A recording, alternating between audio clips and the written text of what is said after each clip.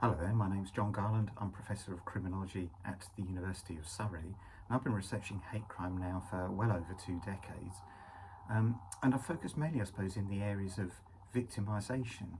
So the initial piece of research that I undertook all those years ago was researching sort of hate crime victimisation at football, and especially racist hate crime, and how it manifested itself.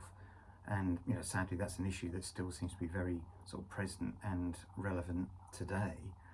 I've also looked at things like racism in rural and isolated areas, again looking at its nature and its forms and impact upon victims.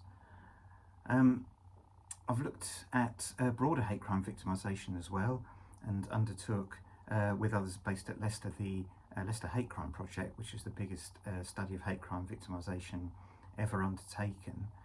I've also specialised in looking at the targeting of alternative subcultures.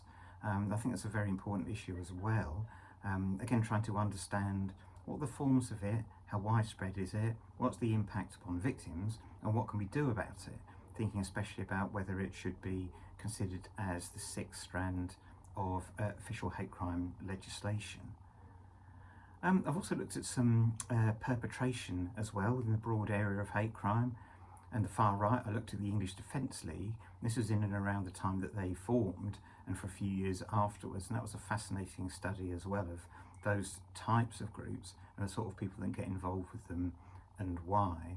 And then more recently, I've been involved in a quantitative piece of work trying to work out whether there are sort of dedicated hate crime repeat offenders out there. What can we tell from official Ministry of Justice statistics?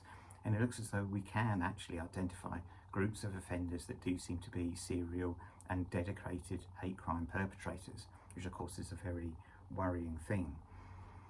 So if you would like to get in contact with me, and do reach out, and my contact details are available via the University of Surrey website. Okay, thank you.